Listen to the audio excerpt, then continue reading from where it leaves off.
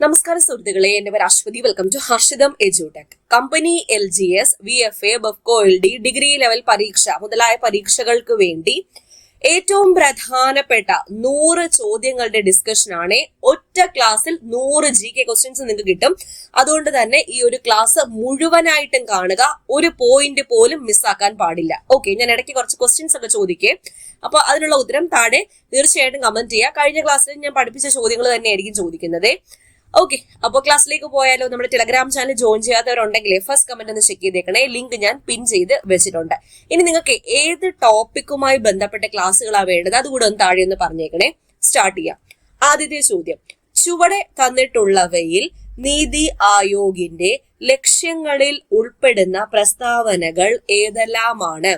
രണ്ടാമത്തെ പ്രസ്താവന ശരിയാണ്. ആധുനിക സാങ്കേതിക വിദ്യയുടെ സഹായത്തോടെ നഗരങ്ങളെ സുരക്ഷിത ആവാസ കേന്ദ്രങ്ങളാക്കി മാറ്റുക. മൂന്നാമത്തെ പ്രസ്താവന ശരിയാണ്. പ്രബല മധ്യവർഗത്തെ സുസ്ഥിര സാമ്പത്തിക വളർച്ച നേടാൻ പ്രയോജനപ്പെടുത്തുക. ഇത് രണ്ടുമാണ് ശരി. വ്യവസായ സേവന മേഖലകളിൽ സർക്കാർ പങ്കാളിത്തം കൂട്ടുക, അത് ശരിയാണോ? ശരിയല്ല. എന്താണ് അവിടെ വരേണ്ടിയിരുന്നത്? വ്യവസായ സേവന മേഖലകളിൽ സർക്കാർ പങ്കാളിത്തം കുറയ്ക്കുക, പ്രബല മധ്യവർഗത്തെ സുസ്ഥിര സാമ്പത്തിക വളർച്ച നേടാൻ പ്രയോജനപ്പെടുത്തുക എന്നതാണ് വരേണ്ടിയിരുന്നത്.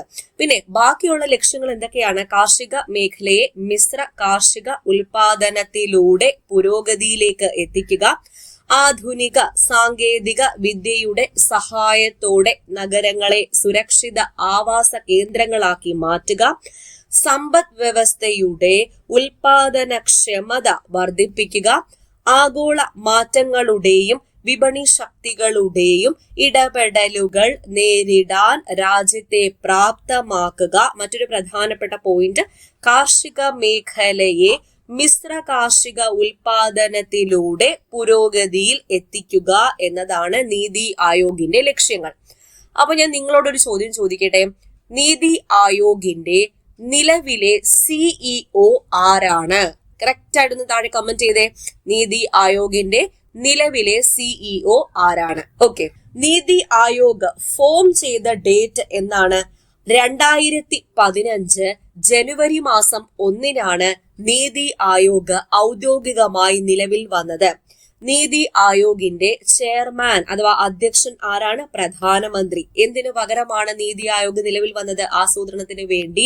പ്ലാനിംഗ് കമ്മീഷന് പകരം ഇന്ത്യയിൽ നിലവിൽ വന്ന ഭരണ സംവിധാനം ഏതാണെന്ന് ചോദിച്ചാൽ നീതി ആയോഗ് ആണ്. National institution for transforming India Aayog, അതിന്റെ പ്രഥമ അധ്യക്ഷനും നിലവിലെ അധ്യക്ഷനും നമ്മുടെ പ്രധാനമന്ത്രി നരേന്ദ്രമോദി തന്നെയാണ്. പ്രഥമ ഉപാധ്യക്ഷൻ വൈസ് പ്രസിഡന്റ്, ആദ്യത്തെ വൈസ് പ്രസിഡന്റ് ആരാണെന്ന് ചോദിച്ചാൽ അരവിന്ദ് പനഗരിയെയാണ്. ഇനി ഈ ഉപാധ്യക്ഷനെ നിയമിക്കുന്നത് ആരാണെന്ന് ചോദിച്ചാൽ പ്രധാനമന്ത്രിയാണ്. പ്രഥമ CEO ആരാണെന്ന് ചോദിച്ചാൽ സിന്ധുശ്രീ ഖുള്ളർ ആണ് പ്രഥമ CEO എന്നോ നീതി ആയോഗിന്റെ ആദ്യത്തെ വനിതാ CEO എന്നോ ചോദിച്ചാൽ ആര് തന്നെയാണ്? സിന്ധുശ്രീ ഖുള്ളർ ആണ്. സിന്ധുശ്രീ ഖുള്ളർ. ഇനി നീതി ആയോഗിന്റെ ചെയർപേഴ്സൺ അല്ലെങ്കിൽ ചെയർമാൻ ആരാണെന്ന് പറഞ്ഞു? ഇന്ത്യൻ പ്രധാനമന്ത്രിയാണെന്ന് പറഞ്ഞു. നീതി ആയോഗിന്റെ ഭരണസമിതി അഥവാ ഗവേണിംഗ് കൗൺസിലിലെ അംഗങ്ങൾ ആരൊക്കെയാണ്? പ്രധാനമന്ത്രിയുണ്ട്, എല്ലാ സംസ്ഥാനങ്ങളിലെ മുഖ്യമന്ത്രിമാരുണ്ട്, നിയമസഭയുള്ള കേന്ദ്രഭരണ പ്രദേശങ്ങളിലെ അതായത് ഡൽഹി, പുതുച്ചേരി എന്നിവിടങ്ങളിലെ മുഖ്യമന്ത്രിമാരുണ്ട്, മറ്റ് കേന്ദ്രഭരണ പ്രദേശങ്ങളിലെ ലഫ്റ്റനന്റ് ഗവർണർമാരുണ്ട്, അനൌദ്യോഗിക അംഗങ്ങൾ അഥവാ എക്സ് ഒഫീഷ്യോ മെമ്പേഴ്സ് ഉണ്ട്, ഉപാധ്യക്ഷനുണ്ട്, നീതി ആയോഗിലെ ഫുൾ ടൈം മെമ്പേഴ്സ് ഉണ്ട്, അതുപോലെ പ്രത്യേക ക്ഷണിതാക്കൾ. ഇവരെല്ലാം ഉൾപ്പെടുന്നതാണ് ഭരണസമിതി അഥവാ ഗവേണിംഗ് കൗൺസിൽ എന്ന് പറയുന്നത്. ഇനി നീതി ആയോഗിൽ ലഫ്റ്റനന്റ് ഗവർണർക്ക് പകരം മുഖ്യമന്ത്രി അംഗമായ കേന്ദ്രഭരണ പ്രദേശങ്ങൾ ഏതൊക്കെയാണ്? ഡൽഹിയും പുതുച്ചേരിയുമാണ്. ഡൽഹിയും പുതുച്ചേരിയും. ഇന്ത്യയുടെ പോളിസി കമ്മീഷൻ എന്നറിയപ്പെടുന്നത് നീതി ആയോഗ് ആണ്. അപ്പോ ഒരു ചോദ്യത്തിൽ നിന്ന് തന്നെ എന്തുമാത്രം ഫാക്റ്റ് ഞാൻ പറഞ്ഞേക്കുന്നത്, അതാണ് 100 ക്വസ്റ്റ്യൻസ് നിങ്ങൾക്ക് ഒറ്റൊരു ക്ലാസ്സിൽ നിന്ന് കിട്ടും. അപ്പൊ നിങ്ങളോട് ചോദിച്ച ചോദ്യം എന്തായിരുന്നു? നീതി ആയോഗിന്റെ നിലവിലെ CEO ആരാണ്? അപ്പൊ ഇതിനിടയ്ക്ക് ഒരു കാര്യം പറഞ്ഞോട്ടെ. നമ്മുടെ ഹർഷിതം എഡ്യൂടെക് ആപ്പിൽ LDC ബാച്ചിനെ കുറിച്ച് കുറച്ച് പേര് ചോദിച്ചിട്ടുണ്ടായിരുന്നു. അപ്പൊ LDC ബാച്ചിൽ ഞാനൊരു 50 സീറ്റും കൂടി എക്സ്ട്രാ ആഡ് ചെയ്തിട്ടുണ്ട്. കാരണം നേരത്തെ ഒരുപാട് പേർക്കൊന്നും ജോയിൻ ചെയ്യാൻ പറ്റിയില്ല, അവർ നിരന്തരം ചോദിക്കുമായിരുന്നു. അപ്പം നമ്മൾ ഒരു 50 സീറ്റ് കൂടി, ലിമിറ്റഡ് സീറ്റേ ഉള്ളൂ, 50 സീറ്റ് കൂടി ആഡ് ചെയ്തിട്ടുണ്ട്. എത്രയും വേഗം തന്നെ ജോയിൻ ചെയ്യാത്തവരുണ്ടെങ്കിൽ ജോയിൻ ചെയ്തോളാം. ഈ ഒരു വിവരം എല്ലാവർക്കും ഒന്ന് മാക്സിമം ഷെയർ ചെയ്ത് കൊടുത്തേക്കണേ. അപ്പോൾ ഫുൾ സിലബസ് കവറേജ് ആണ്. സിലബസിലെ എല്ലാ കാര്യങ്ങളും maths, Malayalam, English, IT, mental ability, current affairs, GK, അതുപോലെ സ്പെഷ്യൽ ടോപ്പിക് എല്ലാം ഉൾപ്പെടെയാണ്. അഡീഷണൽ ആയിട്ട് ഷോർട്ട് കറണ്ട് അഫയേഴ്സും മന്ത്ലി കറണ്ട് അഫയേഴ്സും PSC previous questions with related facts discussion ഉണ്ടായിരിക്കും. സെൽഫ് വർക്കൗട്ട് ക്വസ്റ്റ്യൻ പേപ്പേഴ്സ് ഉണ്ടായിരിക്കും. അതുപോലെ പഴയ SCRT, പുതിയ SCRT ചാപ്റ്റർ വൈസ് ഉണ്ടായിരിക്കും. NCERT ആവശ്യമുള്ള പോർഷൻസ് ഉണ്ടായിരിക്കും. എല്ലാ കാര്യങ്ങളും ഉൾപ്പെടുന്ന പാക്കേജാണ്. തിങ്കൾ മുതൽ വെള്ളി വരെയാണ് നിങ്ങൾ പഠിക്കാനുള്ള പോർഷൻസ് വരുന്നത് ടൈം ടേബിൾ അനുസരിച്ച്. ശനി ഞായറും ആ പഠിച്ച പോർഷൻസിന്റെ റിവിഷൻ ആയിരിക്കും. പുതിയതായിട്ടൊന്നും പഠിക്കേണ്ടതായിട്ടില്ല. നിങ്ങൾ ഒരാഴ്ച പഠിച്ച കാര്യങ്ങളുടെ റിവിഷൻ ആയിരിക്കും. ഞായറാഴ്ച പരീക്ഷ. എല്ലാ ഞായറാഴ്ചയും പരീക്ഷ ഉണ്ടായിരിക്കും. പിന്നെ മന്ത്ലി എക്സാം ഉണ്ടായിരിക്കും. അതായത് ഓരോ മാസം കഴിയുമ്പോഴത്തേക്കും ആ ഒരു മാസം നിങ്ങൾ പഠിച്ച കാര്യങ്ങളുടെ പരീക്ഷ ഉണ്ടായിരിക്കും. ആഴ്ചയിൽ പഠിച്ച കാര്യങ്ങളുടെ പരീക്ഷ ഉണ്ടായിരിക്കും. ടോപ്പിക് വൈസ് ആയിട്ടുള്ള പരീക്ഷ ഉണ്ടായിരിക്കും. ഇത്രയും പരീക്ഷകൾ എഴുതിയ ആ ഒരു എക്സ്പീരിയൻസിലാണ് നിങ്ങൾ നിങ്ങളുടെ LDC പരീക്ഷയെ നേരിടാൻ പോകുന്നത്. അപ്പോൾ 100-ൽ ഒരാളാകണം നിങ്ങൾ. ആ ഒരു വാശി എപ്പോഴും മനസ്സിലുണ്ടാകണം. അതിന് പിന്തുണ നൽകാൻ, നിങ്ങളെ 100-ൽ ഒരാളാക്കാൻ വേണ്ടിയിട്ട് ഹർഷിതം എഡ്യൂടെക് എപ്പോഴും കൂടെ ഉണ്ടായിരിക്കും. ഒരുങ്ങി കഴിഞ്ഞിരിക്കുകയാണ്. അപ്പൊ ആപ്പ് ഡൗൺലോഡ് ചെയ്യുക. പിന്നെ നോട്ട് പ്രിന്റ് എടുക്കാൻ പറ്റും കേട്ടോ. പ്രിന്റ് എടുക്കാൻ പറ്റുന്ന PDF നോട്ട് ഉൾപ്പെടെയാണ് ബാച്ച് അറേഞ്ച് ചെയ്തിരിക്കുന്നത്. 2027 ഡിസംബർ വരെ വാലിഡിറ്റി ഉള്ള കോഴ്സാണ്. അപ്പൊ ഈ 2 വർഷം നടക്കുന്ന ഏതൊരു പരീക്ഷയ്ക്കാണെങ്കിലും ഈ ഒരു ബാച്ച് തന്നെ നിങ്ങൾ പഠിച്ചാൽ മതി. അപ്പൊ ഇത്രയും തന്നെ ജോയിൻ ചെയ്തോളൂ. ഞാൻ പറഞ്ഞു ലിമിറ്റഡ് സീറ്റ്സ് മാത്രമേ ഉള്ളൂ. ഫസ്റ്റ് കമന്റിൽ ലിങ്ക് ഉണ്ടായിരിക്കും. ഐഫോണിലും ആൻഡ്രോയിഡ് ഫോണിലും കമ്പ്യൂട്ടറിലും ഒക്കെ നമ്മുടെ ആപ്പ് യൂസ് ചെയ്യാൻ പറ്റും. ഓക്കെ, അപ്പൊ അടുത്തയിലേക്ക് പോകാം. ചോദ്യം: ഗാന്ധിജിയുടെ സാമ്പത്തിക ശാസ്ത്ര ചിന്തകളിൽ ഉൾപ്പെടുന്ന പ്രസ്താവനകൾ ഏതെല്ലാമാണ്? സമത്വത്തിൽ അടിയുറച്ച സമ്പദ് വ്യവസ്ഥയുടെ രൂപീകരണം, സ്വയം പര്യാപ്തവും സ്വാശ്രയവുമായ പ്രാദേശിക സമ്പദ് വ്യവസ്ഥ എന്നിവയാണ് ഗാന്ധിജിയുടെ സാമ്പത്തിക ശാസ്ത്ര ചിന്തകളിൽ ഉൾപ്പെടുന്ന പ്രസ്താവനകൾ. ഓർക്കുക, അപ്പൊ ഗാന്ധിജി തന്റെ സാമ്പത്തിക ശാസ്ത്ര ആശയങ്ങൾ വിശദീകരിച്ച പുസ്തകം ഏതാണ്? ഹിന്ദ് സ്വരാജ് ആണ്. ഹിന്ദ് സ്വരാജ്. എന്താണ് ഈ ട്രസ്റ്റിഷിപ്പ് എന്ന ആശയം? ഇതിന് പ്രാധാന്യം നൽകിയ വ്യക്തിയാണ്, അല്ലെങ്കിൽ ഇത് രൂപം നൽകിയ വ്യക്തിയാണ് മഹാത്മാഗാന്ധി. സാമ്പത്തിക രംഗത്തെ പുതിയ ചിന്തയായ ഗ്രാമീണ സമ്പദ് വ്യവസ്ഥയ്ക്കും ധാർമ്മിക മൂല്യങ്ങൾക്കും പ്രാധാന്യം നൽകി മഹാത്മാഗാന്ധി കൊണ്ടുവന്ന ആശയം ഏതാണെന്ന് ചോദിച്ചാൽ ട്രസ്റ്റിഷിപ്പ് ആണ്. സത്യത്തിലും അഹിംസയിലും അധിഷ്ഠിതമായ ഗാന്ധിജി ലക്ഷ്യമിട്ട സമ്പദ് വ്യവസ്ഥ ഏതാണെന്ന് ചോദിച്ചാൽ ട്രസ്റ്റിഷിപ്പ് ആണ്. ഗാന്ധിജിയുടെ സാമ്പത്തിക ശാസ്ത്ര ചിന്തകൾ ഏതൊക്കെ? അതാണ് ഇവിടെ തന്നിരിക്കുന്നത്. 1. കാർഷിക ഗ്രാമീണ സമ്പദ് വ്യവസ്ഥയ്ക്ക് പ്രാധാന്യം നൽകുക. ഓർക്കുക, കാർഷിക ഗ്രാമീണ സമ്പദ് വ്യവസ്ഥയ്ക്ക് പ്രാധാന്യം നൽകുക. കുടിൽ ചെറുകിട വ്യവസായങ്ങൾക്ക് പരിഗണന. അതുകൊണ്ടാണ് രണ്ടാമത്തെ സ്റ്റേറ്റ്മെന്റ് തെറ്റിപ്പോയത്. വൻകിട വ്യവസായങ്ങൾക്കല്ല ഗാന്ധിജി പരിഗണന കൊടുത്തത്, കുടിൽ ചെറുകിട വ്യവസായങ്ങൾക്കാണ് പരിഗണന കൊടുത്തത്. ഇനി മൂന്നാമത്തത് സമത്വത്തിൽ അടിയുറച്ച സമ്പദ് വ്യവസ്ഥയുടെ രൂപീകരണം. സമത്വത്തിൽ അടിയുറച്ച സമ്പദ് വ്യവസ്ഥയുടെ രൂപീകരണം. നാലാമത്തത് എന്തായിരുന്നു? സ്വയം പര്യാപ്തവും സ്വാശ്രയവുമായ പ്രാദേശിക സമ്പദ് വ്യവസ്ഥ. അപ്പൊ ഗാന്ധിജിയുടെ സാമ്പത്തിക ശാസ്ത്ര ചിന്തകൾ എന്തൊക്കെ? കാർഷിക ഗ്രാമീണ സമ്പദ് വ്യവസ്ഥയ്ക്ക് പ്രാധാന്യം, കുടിൽ ചെറുകിട വ്യവസായങ്ങൾക്ക് പരിഗണന, സമത്വത്തിൽ അടിയുറച്ച സമ്പദ് വ്യവസ്ഥയുടെ രൂപീകരണം, സ്വയം പര്യാപ്തവും സ്വാശ്രയവുമായ പ്രാദേശിക സമ്പദ് വ്യവസ്ഥ എന്നായിരുന്നു. ഇനി നമുക്ക് ഒന്ന് മാറി ദാദാഭായ് നവറോജിയിലേക്ക് പോയാലോ? ആരായിരുന്നു ദാദാഭായ് നവറോജി? ഇന്ത്യൻ സാമ്പത്തിക ശാസ്ത്രത്തിന്റെ പിതാവായിരുന്നു ദാദാഭായ് നവറോജി. ഇന്ത്യയിൽ ദേശീയ വരുമാനം ആദ്യമായി കണക്കാക്കിയ വ്യക്തി ആരാണെന്ന് ചോദിച്ചാൽ അതും ആര് തന്നെയാണ്? ദാദാഭായ് നവറോജിയാണ്. റാസ്ത് ഗോഫ്താർ, അതായത് ദ ട്രൂത്ത് ടെല്ലർ എന്ന ദ്വൈവാരികയുടെ പത്രാധിപരായിരുന്നു ആര്യ? Dadabhai Naoroji. Voice of India എന്ന പത്രത്തിന്റെ സ്ഥാപകൻ ആരായിരുന്നു? ദാദാഭായ് നവറോജി. ചോർച്ചാ സിദ്ധാന്തവുമായി ബന്ധപ്പെട്ട് അദ്ദേഹത്തിന്റെ തിയറിയായിരുന്നു ചോർച്ചാ സിദ്ധാന്തം. അതായത് ഇന്ത്യയിലുള്ള സ്വത്തുകളൊക്കെ, ഇന്ത്യയുടെ സമ്പത്ത് ചോർത്തിയെടുക്കുന്നതാണ് ബ്രിട്ടീഷ് ഭരണം എന്ന് പ്രതിപാദിക്കുന്ന സിദ്ധാന്തമാണ് ചോർച്ചാ സിദ്ധാന്തം. ചോർച്ചാ സിദ്ധാന്തത്തിന്റെ ഉപജ്ഞാതാവ് ആരാണെന്ന് ചോദിച്ചാൽ ദാദാഭായ് നവറോജിയാണ്. ഈ ചോർച്ചാ സിദ്ധാന്തവുമായി ബന്ധപ്പെട്ട് നവറോജി ഒരു ഗ്രന്ഥം തന്നെ എഴുതിയിട്ടുണ്ടായിരുന്നു. ആ ഗ്രന്ഥത്തിന്റെ പേരാണ് poverty and un-British rule in India. Poverty and un-British rule in India. Okay, അപ്പൊ ഇത്രയും ചോദ്യങ്ങൾ കിട്ടിയല്ലോ, സെറ്റല്ലേ? അടുത്തയിലേക്ക് പോകാം. ചുവടെ തന്നിട്ടുള്ളവയിൽ തെറ്റായ ജോഡി ഏത്? ഇവിടെ തന്നിട്ടുള്ളതില് തെറ്റായ ജോഡി ദാദാഭായ് നവറോജി മിച്ചമൂല്യ സിദ്ധാന്തം എന്നതാണ്. ഈ മിച്ചമൂല്യ സിദ്ധാന്തം കൊണ്ടുവന്നത് ആരാ? കാൾ മാർക്സ് ആണ്. Karl Marx. ദാദാഭായ് നവറോജി ചോർച്ചാ സിദ്ധാന്തമാണ്. ചാണക്യൻ അർത്ഥശാസ്ത്രം ശരിയാണ്. അമർത്യാസെൻ ക്ഷേമ സാമ്പത്തിക ശാസ്ത്രം ശരിയാണ്. മഹാത്മാഗാന്ധി ട്രസ്റ്റിഷിപ്പ്. ചോദന നിയമം, ചോദനം എന്നാൽ ഡിമാൻഡ്, ലോ ഓഫ് ഡിമാൻഡ് അവതരിപ്പിച്ചത് ആരാണ്? ആൽഫ്രഡ് മാർഷൽ ആണ്. Alfred marshal. ഓർക്കുക. കമ്പാരേറ്റീവ് കോസ്റ്റ് അഡ്വാൻറ്റേജ് എന്ന തിയറിയുടെ ഉപജ്ഞാതാവ് ആരാണെന്ന് ചോദിച്ചാൽ ഡേവിഡ് റിക്കാർഡോ ആണ്. David Ricardo. സാമ്പത്തിക ശാസ്ത്രത്തിലെ ക്ഷേമ നിർവചനത്തിന്റെ പിതാവ് ആരാണെന്ന് ചോദിച്ചാൽ ആൽഫ്രഡ് മാർഷൽ. ഇത് ക്ഷേമ സാമ്പത്തിക ശാസ്ത്രം. അതെന്താ ഞാൻ പറഞ്ഞു തരാം. സാമ്പത്തിക ശാസ്ത്രത്തിലെ ക്ഷേമ നിർവചനത്തിന്റെ പിതാവ് ആരാണെന്ന് ചോദിച്ചാൽ ആൽഫ്രഡ് മാർഷൽ ആണ്. തോമസ് ഗ്രഷാമിന്റെ ഒരു നിയമം ഉണ്ടല്ലോ, ഏതാത്? Bad money drives good money out. Bad money drives good money out എന്ന നിയമത്തിന്റെ ഉപജ്ഞാതാവ് ആരാണ്? തോമസ് ഗ്രഷാം ആണ്. Thomas Gresham. ഇനി സാമ്പത്തിക ശാസ്ത്രത്തിലെ വളർച്ചാ നിർവചനത്തിന്റെ ഉപജ്ഞാതാവ് ആരാണെന്ന് ചോദിച്ചാൽ Paul A Samuelson. Paul A Samuelson ആണെന്ന് ഓർക്കുക.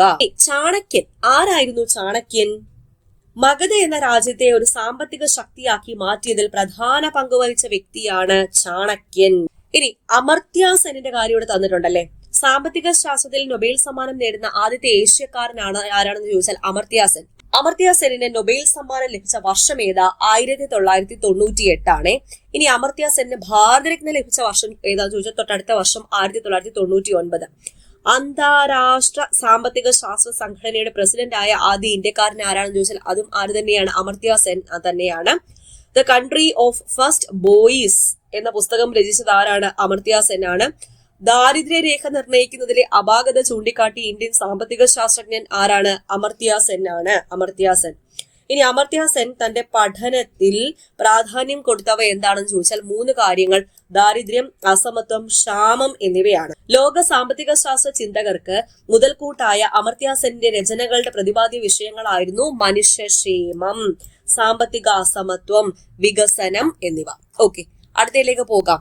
താഴെ തന്നിട്ടുള്ളവരിൽ 2024 പത്മവിഭൂഷൺ ബഹുമതി ലഭിച്ച വ്യക്തി പത്മ സുബ്രഹ്മണ്യമാണ്. പത്മ സുബ്രഹ്മണ്യം. അപ്പൊ നമുക്ക് 2026 പത്മ പുരസ്കാരം ഒന്ന് നോക്കിയാലോ. പത്മവിഭൂഷൺ ലഭിച്ചത് 2026 5 പേർക്കാണ് പത്മവിഭൂഷൺ ലഭിച്ചത്. 1 VS അച്യുതാനന്ദൻ, പൊതുഭരണമാണ് ഇദ്ദേഹത്തിന്റെ മേഖല. 2 KT തോമസ്, പൊതുഭരണം തന്നെയാണ്. 3 P നാരായണൻ, സാഹിത്യവും വിദ്യാഭ്യാസവുമാണ്.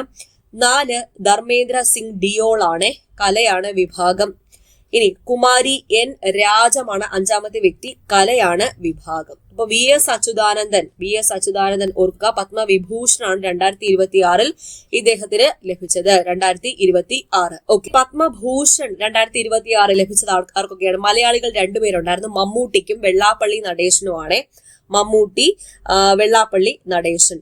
ഇനി 2026 കേരളത്തിൽ നിന്നും പുരസ്കാരം ലഭിച്ച ആൾക്കാര് VS Achuthanandan Padma Vibhushan, justice KT Thomas Padma Vibhushan, P Narayanan Padma Vibhushan, Padma Bhushan Mammootty, Vellappally Natesan. Padma Shri പുരസ്കാരം 3 മലയാളികൾ ലഭിച്ചു. AE മുത്തുനായകം, കലാമണ്ഡലം വിമല മേനോൻ, കൊല്ലയ്ക്കൽ ദേവകിയമ്മയുടെ വിഭാഗം ഏതാണെന്ന് ചോദിച്ചാൽ സോഷ്യൽ വർക്കാണ്, സാമൂഹിക സേവനമാണ്. സാമൂഹിക സേവനം ഓർക്കും. കേരള സാഹിത്യ അക്കാദമി സ്ഥിതി ചെയ്യുന്നത് എവിടെയാണ്? തൃശ്ശൂരാണ് കേരള സാഹിത്യ അക്കാദമി സ്ഥിതി ചെയ്യുന്നത്. ഫോം ചെയ്ത വർഷം ഏതാണ്? 1956 കേരള സാഹിത്യ അക്കാദമി ഫോം ചെയ്തത്. കേരള സംഗീത നാടക അക്കാദമി ഫോം ചെയ്ത വർഷം 1958 ആണ്. 1958. കേരള ലളിതകലാ അക്കാദമി ഫോം ചെയ്ത വർഷം ഏതാ? 1962 കേരള ലളിതകലാ അക്കാദമി ഫോം ചെയ്തത്.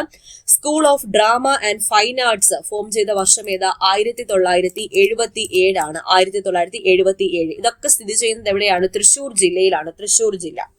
പൂരങ്ങളുടെ പൂരം എന്നറിയപ്പെടുന്ന പൂരം ഏതാ? തൃശ്ശൂർ പൂരമാണ്. അപ്പൊ ഞാൻ മനസ്സിലായല്ലോ, തൃശ്ശൂർ ജില്ലയെ കുറിച്ചാണ് പറഞ്ഞുകൊണ്ടിരിക്കുന്നത്. പൂരങ്ങളുടെ പൂരം എന്നറിയപ്പെടുന്നത് തൃശ്ശൂർ പൂരമാണ്. തൃശ്ശൂർ പൂരം ആഘോഷിക്കുന്ന മലയാള മാസം ഏതാണ്? മേടമാസത്തിലാണ് തൃശ്ശൂർ പൂരം ആഘോഷിക്കുന്നത്. തൃശ്ശൂർ പൂരത്തിലെ പ്രധാന സവിശേഷതയാണ് കുടമാറ്റം. ഇനി കേരളത്തിലെ ഏറ്റവും പഴക്കമേറിയ പൂരം ഏതാണെന്ന് ചോദിച്ചാൽ ആറാട്ടുപുഴ പൂരമാണ്. ആറാട്ടുപുഴ പൂരം.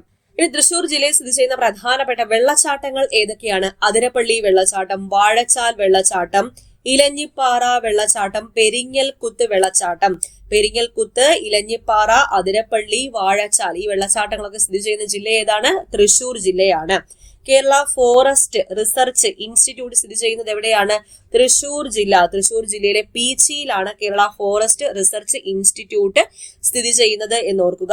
അപ്പൊ തൃശ്ശൂർ ജില്ലയെ കുറിച്ച് പറയുമ്പോൾ പ്രധാനപ്പെട്ട വ്യക്തിയാണ് ശക്തൻ തമ്പുരാൻ, കൊച്ചി രാജവംശത്തിലെ പ്രശസ്തനായ ഭരണാധികാരി. 1790 മുതൽ 1805 വരെ കൊച്ചി രാജവംശം ഭരിച്ചുകൊണ്ടിരുന്ന ഭരണാധികാരിയായിരുന്നു ശക്തൻ തമ്പുരാൻ. ശക്തൻ തമ്പുരാൻ. ഇനി വാഗ്ഭട വാഗ്ഭടാനന്ദനെ കുറിച്ച് കുറച്ച് പോയിന്റ്സ് നോക്കാം.